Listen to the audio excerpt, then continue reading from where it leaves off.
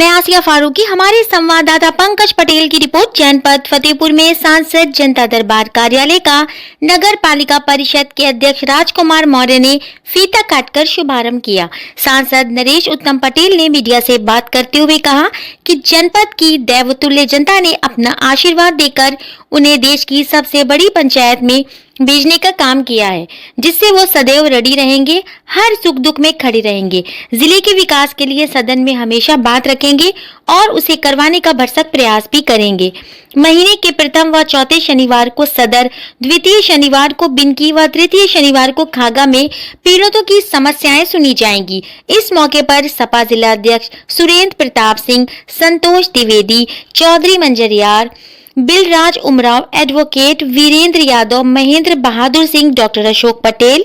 वली उल्लाह, दयाल गुप्ता, दलजीत निषाद, सुशील पटेल दोषी, गणेश वर्मा, हेमलता पटेल, रीता प्रजापति, केतकी यादव, संगीता पासवान, सूरज पाल रावत, मोइन खान, नंद किशोर पाल, सुनील उमराव, जंग बहादुर मखलू, रविंद्र यादव, विवेक उमराव, एच साबिर, राम बाबू यादव, मनोज यादव, सुधीर लाल यादव, अरुण यादव, डॉक्टर अमित पाल, देवेंद्र लोधी, संदीप कुमार माली, जगनायक सचान, उदय लोधी, शनि लोधी, धर्मपाल पटेल, अंकित यादव, सुहेल आदि लोग मौजूद रहे। लोकसभा चुनाव हुए लगभग 8 महीने पूरे हो गए और इन 8 महीनों में जब लोकसभा की कार्रवाई चली तब हमने लोकसभा कार्रवाई में भाग लेकर के जिले के पिछड़ेपन के तमाम बातों को रखा।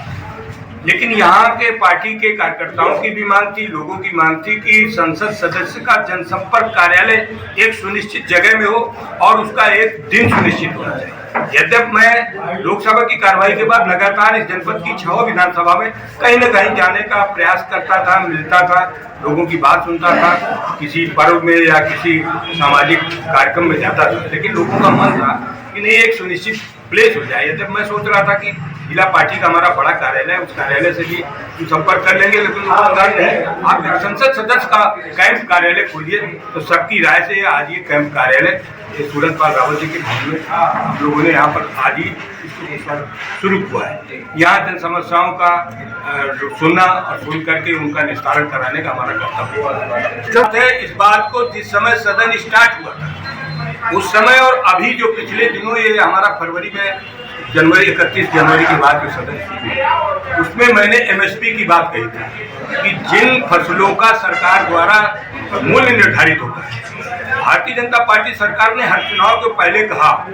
कि हम किसानों की एमएसपी तय करके एमएसपी देंगे। समाजवादी पार्टी के नेता अखिलेश यादव जी या हमारी पार्टी या विपक्ष के सारे नेताओं ने कहा कि जो फसलों का मूल्य है, जो एमएसपी निश्चित की जाती है, उसकी गारंटी दे दी जाए, कानूनी गारंटी दे दी जाए, कानूनी इसका अमली जामा पहना दिया जाए। लेकिन भारतीय जनता पार्टी कहती कुछ है, करती कुछ नहीं। किसानों के अभी धान की समस्या थी, धान के सवाल को भी मैंने अभी उठाया था कि धान की एमएसपी की गारंटी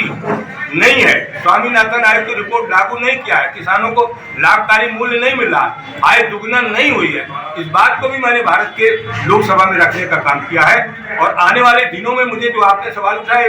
चिंता का विषय है कि गेहूं की फसल आएगी और गेहूं की फसल दिख भी रही अच्छी है कि जब किसानों के खरीद केंद्रों में नहीं लिया जाता और वो किसान दर की ठोकरें खाता है तो उसकी फसल ही नहीं ली जा रही है, तो ये सरकार झूठ बोलती है, दोहरा मापदंड करती है। हम इस बात को फिर अभी जो सदन चलने वाला है 10 मार्च से उसमें हम फिर रखेंगे। तीनों तहसीलों के लिए हमारी पार्टी के सभी नेताओं के राय पर हुआ है कि प्रथम महीने के प्रथम शनिवार को फतेहपुर में इसी जगह पर